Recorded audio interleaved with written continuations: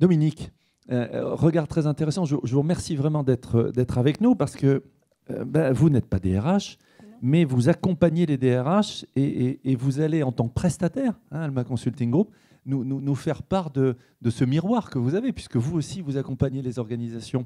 Voilà, alors je vois les DRH évoluer depuis de nombreuses années que je les accompagne et plus précisément avec Alma Consulting, on a longtemps cru que pour aider les DRH à transformer leur organisation, il fallait qu'on les aide à trouver du financement. Et puis finalement, si on trouvait des moyens, ces transformations auraient lieu. Et évidemment, le financement, c'est un peu le nerf de la guerre. Comment est-ce qu'on réussit à faire tous ces programmes? Alors Ghislaine me disait tout à l'heure qu'il y a des choses qui ne coûtent pas cher. D'abord, ce n'est pas seulement une question d'argent, c'est aussi une question de le vouloir, l'incarner et donner du sens en étant conforme dans ses actions de tous les jours à la direction qu'on souhaite. Mais finalement, une des choses que je constate, c'est que de plus en plus, les DRH deviennent, si je peux me permettre de généraliser, c'est toujours une erreur, mais ils deviennent des financiers, c'est-à-dire qu'ils apprennent à compter. Et on a avec eux, de plus en plus souvent, le calcul de quel est le ROI de ce que je suis en train de faire. Qu'est-ce que je vais gagner en dépensant cet argent pour faire cette transformation? Et souvent, on avait des difficultés dans les projets dans lesquels nous accompagnons les clients, en particulier sur la qualité de vie au travail. Un des sujets, c'est « Ah oui, je voudrais bien faire cette évolution, mais vous voyez bien que ça va coûter des sous. Comment vais-je faire pour financer ça ?»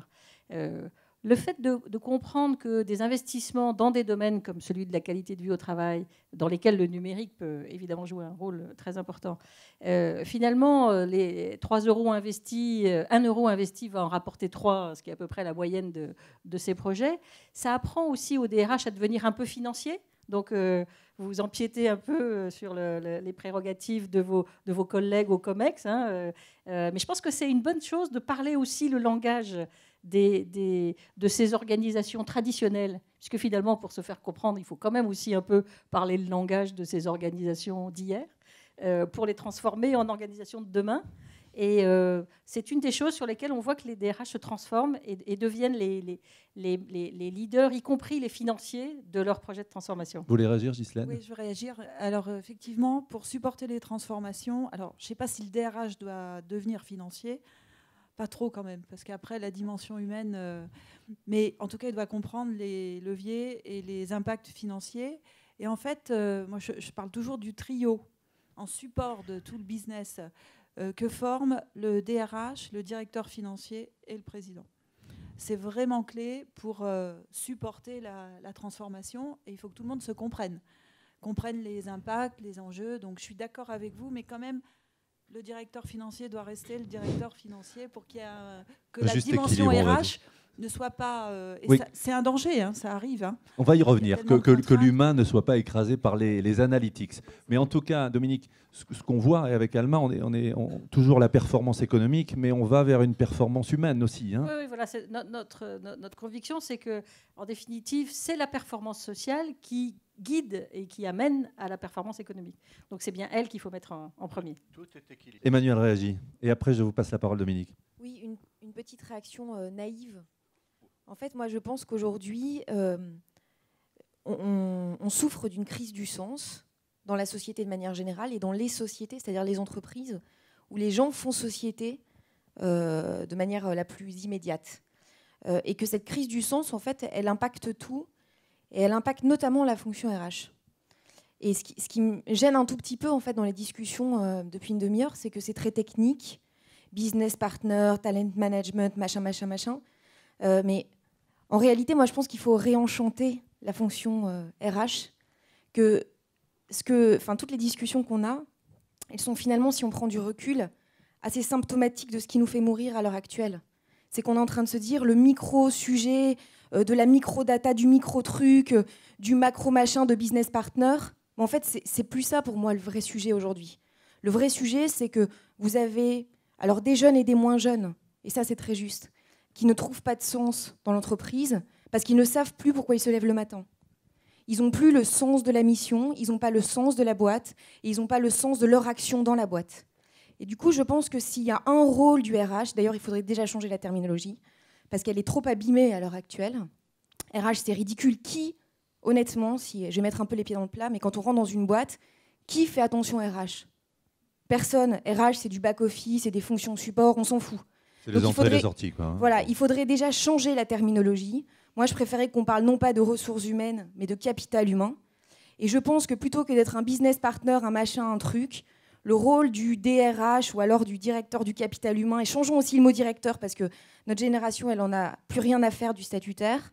Donc le protecteur du capital humain, je pense qu'il faut qu'il réenchante le travail, qu'il se réenchante lui-même, qu'il nous donne envie de rêver, qu'on se dise waouh, dans cette boîte, en fait, on prend vraiment en charge le capital humain. Et moi, je fais partie de cette entité qu'est le capital humain. Et le mec qui protège le capital humain, c'est ce mec qui me donne envie de rêver, qui me fait kiffer, qui me fait vibrer. Et qu'est-ce qu'il a la classe? Et je pense que ça, c'est le vrai sujet dont on devrait parler, c'est comment est-ce qu'on réenchante cette fonction pour réenchanter le travail. Et donc, comment on réenchante les hommes qui le portent dans un contexte où on en a besoin, en fait. Vous êtes la fonction probablement la plus importante aujourd'hui dans les entreprises et pourtant la moins importante aux yeux de tous. Alors, réenchanter. C'est ça le vrai sujet. Merci Emmanuel de piquer au vif, d'être le poil à gratter.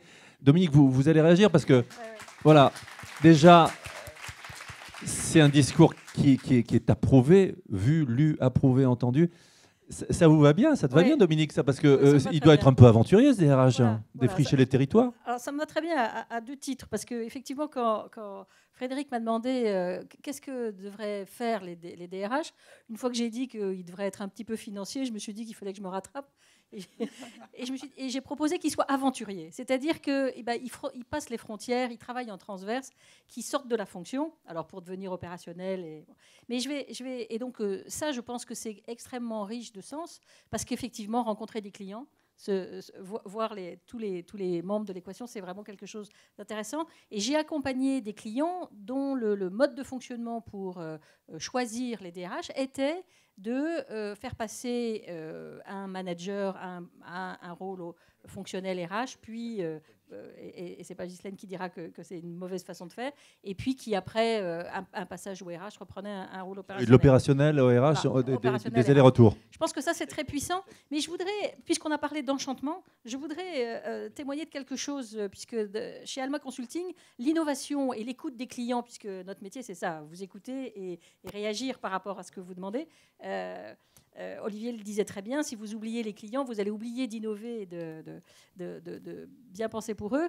Et ce que tu disais sur la façon de revoir tous les codes était aussi quelque chose d'assez motivant.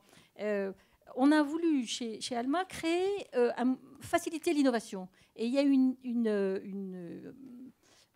initiative qui a été prise, qui a été de dire, voilà, très bien, c'est à nous de vous fournir le cadre qui vous facilite cette expression. Donc voilà, on va créer des inodes dans lesquels, pendant ces journées-là, on va changer les règles, pas de hiérarchie, les patrons n'ont pas plus le droit que les autres de s'exprimer, les collaborateurs, toutes les idées sont bonnes et amenez-la. Et pour faciliter ça, on a créé une bulle créative. Cette bulle, c'est un endroit qui a été aménagé par les collaborateurs, jeunes et vieux, qui se le sont appropriés, alors que d'habitude on dit attention, les étiquettes sur les portes c'est toujours celle-ci, puis c'est nous qui nous en occupons parce qu'il y a des services généraux qui doivent s'en occuper. Il faut un badge d'accès. Là on a cassé tout dans cet endroit-là, ils sont libres et alors certains disent que c'est un peu une maternelle pour adultes, puisqu'il y a 2-3 outils créatifs qui nous permettent de vivre ça en toute liberté. Mais ce que je pense, c'est que ça a vraiment contribué à ce que tu dis, c'est-à-dire donner du sens. Ceux qui y vont, ils y vont avec plaisir. C'est aussi un lieu de partage où des équipes qui ont réussi à innover partagent avec nos collaborateurs. Et en définitive, je pense que c'est le DRH qui doit s'approprier ça et être le moteur de ça, parce que c'est la façon de donner une possibilité nouvelle à tous les collaborateurs d'innover. Donc finalement, les DRH, ça doit être ceux qui innovent le plus, peut-être, dans l'entreprise. Dominique. Je terminerai avec, puisque je donnais des étiquettes et qu'on parlait des mots, finalement, j'en suis convaincue, puisque les DRH sont mes clients, c'est vraiment des aventuriers. Ils ont vraiment un travail pas simple à faire, puisque non seulement il faut qu'ils fassent de la philosophie, qu'ils fassent du vocabulaire, et qu'ils accompagnent les clients, et soit des business partners ou des... En fait, ce qui est merveilleux dans cette fonction, c'est cette question d'aventure et cette question de transformation, puisque justement, on travaille sur l'humain. Donc, peut-être je retiendrai surtout que tous ces DRH deviennent aventuriers et innovants, et puis protecteurs du capital humain quand même. C'est la plus jolie formule de la matinée.